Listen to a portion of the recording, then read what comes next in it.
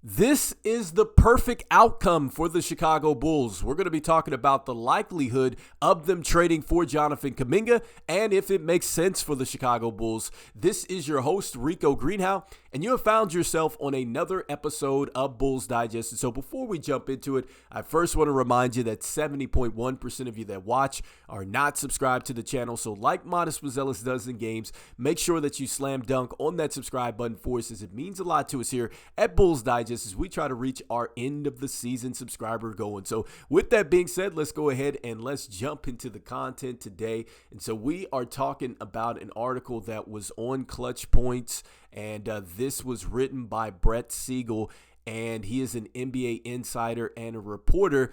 And in this article, he's talking about what is going on with Golden State. They obviously are heading to the offseason now. But one of the points in there is about Johnathan Kuminga. And so according to Bret Siegel, he is saying that the Chicago Bulls, along with the Miami Heat and the Brooklyn Nets, are teams that would be interested in Johnathan Kuminga. And so, I think that this is an interesting read just to see what is going on with the Golden State Warriors. And really, you just get a good sense of maybe just the direction that the Golden State Warriors might be heading here with Johnathan Kuminga, because it seems like, according to Bret Siegel, that even if they come to a conclusion with the contract this summer and they bring him back, it's not a guarantee that he will be with the Golden State Warriors. In fact, you see that they might want to explore a trade with him at the next trade deadline, which I find interesting. And so just jumping into the point now of, does it make sense for the Chicago Bulls to trade for Johnathan Kuminga? Is it a good fit or whatnot? And so I think that this absolutely makes terrific sense for the Chicago Bulls, and I definitely think that this is something that they should explore. And so let's start with just point number one, why this would be a good deal for the Chicago Bulls to make, and that is if Johnathan Kuminga does become available here, because he is a restricted free agent, which means that the Golden State Warriors essentially can match an offer for him. And I think the likely scenario for him to move on from the Golden State Warriors would be a sign and trade, because they don't want to lose him for nothing. And so, with the fit with the Chicago Bulls, the youth, I think, is number one with him, because at 22 years old, he's a young player that fits the Chicago Bulls timeline. AK has said this before, that he wants to add players that are young, that have some upside and have shown some success in this league, and he really doesn't want to go to a full rebuild. And so Johnathan Kuminga is certainly a player that fits the bill here. And not only does he have youth on his side, but this is a guy that has championship experience, because he won the NBA championship with the Golden State Warriors in 2022 when he was a rookie there. He's been around Steph Curry. He's been around Draymond, Steve Kerr. So, he's been around, championship players and coaches there. So I think that certainly would rub off here on the Chicago Bulls. And so I think the experience and the youth is something that you definitely want to trade for when it comes down to Johnathan Kuminga. Next, I think that one of the other reasons why you would want to go ahead and trade for Johnathan Kuminga is that essentially I think that he could replace just what you had with Patrick Williams and then some. I think that the bottom line here is that the Chicago Bulls would probably need to just go ahead and just say that, look, that project did not work out, and get a guy over here that can help you with your team and really help you as you build your team out some more. And so I think Johnathan Kuminga would definitely help you move on from that situation. And then next with Johnathan Kuminga, I think that just his playing style, just his ability to run up and down the floor, be athletic, I think that is something that certainly fits with what the Chicago Bulls want to do. They want to play faster. Somewhat that's what Golden State does. They want to play fast. They want to get into a lot of player movement, ball movement. And so I think that Johnathan Kuminga really adds to that. And hopefully he gives you an even more, just expansive kind of dimension to your offense. And I mean that in the sense that hopefully he can bring what he's learned with the Golden State Warriors, and hopefully that rubs off, I think, on a lot of our players over here, because I think that that's something that they want to get better at as they evolve with this offense. And so I think that Johnathan Kuminga certainly helps you that way. I could see him catching lobs, filling the lane with Modest Mazelis, and so he makes a lot of sense there. And also, too, I think lastly, before we jump into the numbers, the long-term potential with Johnathan Kuminga, I'm willing to bet on his potential with the Chicago Bulls. I think that definitely a change in scenery would be good for Johnathan Kuminga.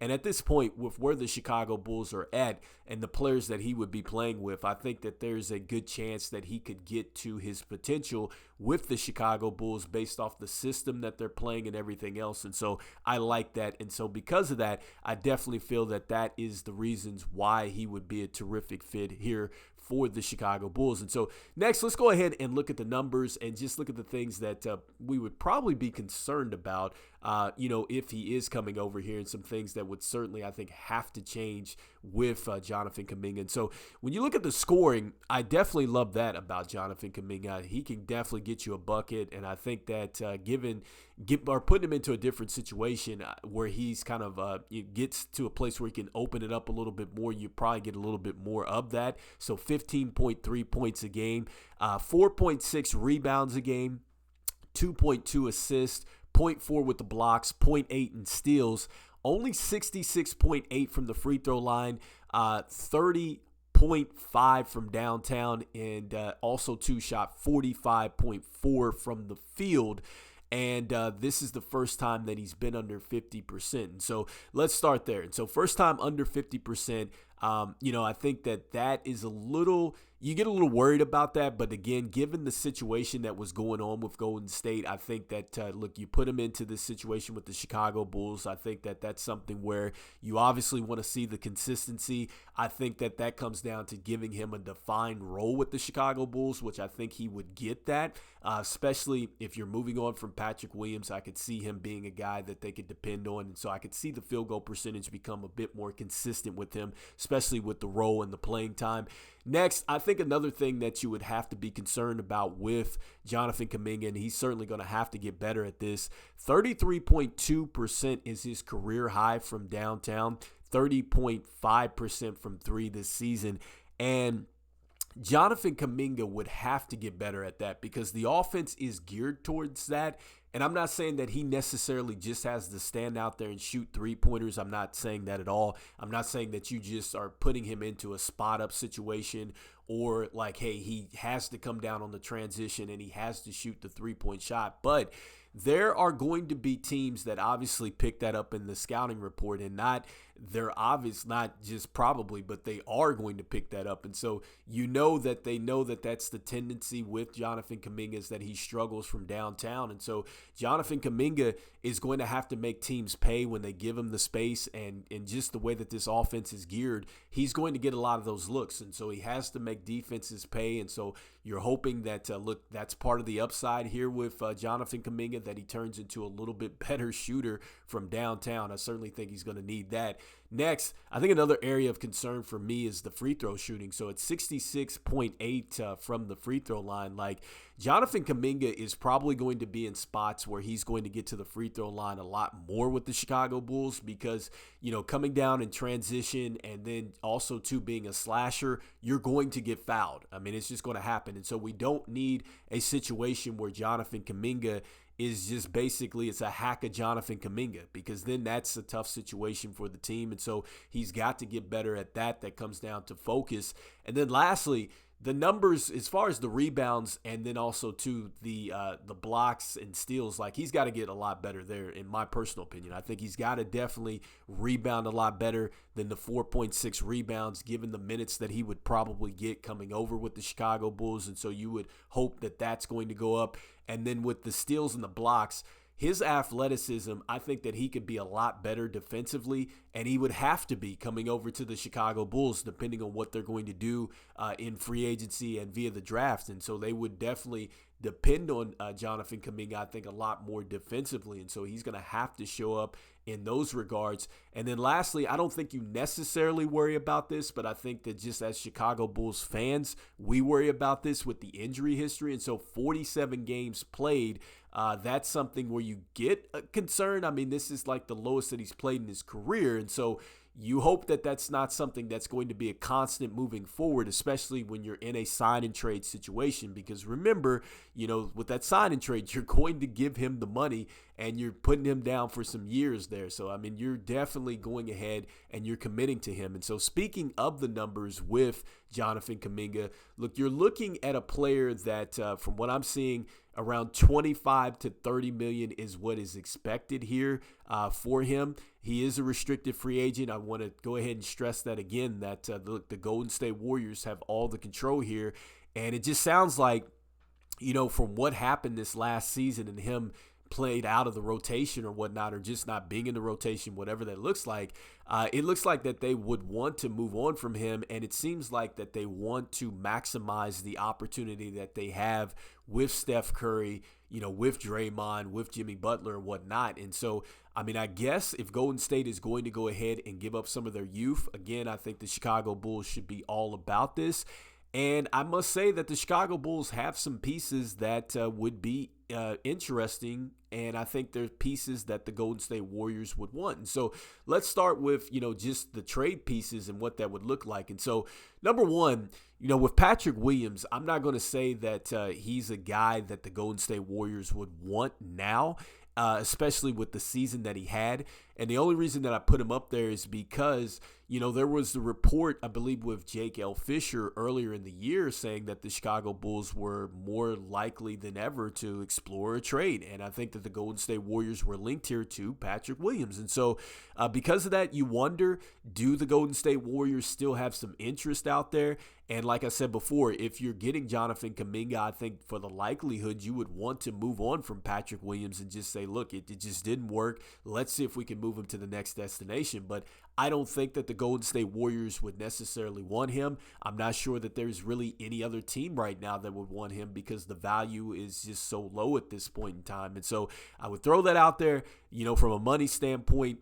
Patrick Williams, I think that that's something that can help you get it done. Next up, the next player that I think certainly would have to be maybe on that list for the Golden State Warriors would be Coby White. And I say that because maybe the Golden State Warriors are looking to add some youth back, and I think that that's an interesting situation when you look at Coby White. Obviously, he's not got a whole bunch of salary right now, but he is going to command, I think, a much bigger salary once he goes ahead and decides to go to, free agency. That's if he decides not to go with the extension, which I think would be wise for him because he's clearly outplayed that situation. And so maybe that's something that the Golden State Warriors would be interested in a sign and trade is with Coby White. Would they want to go ahead, get a guy over there that can knock down shots, open up the floor that way? Obviously, we know defensively, what he does as far as playing the passing lanes, not the best individual defender. And so would that be something that they would want to pair alongside of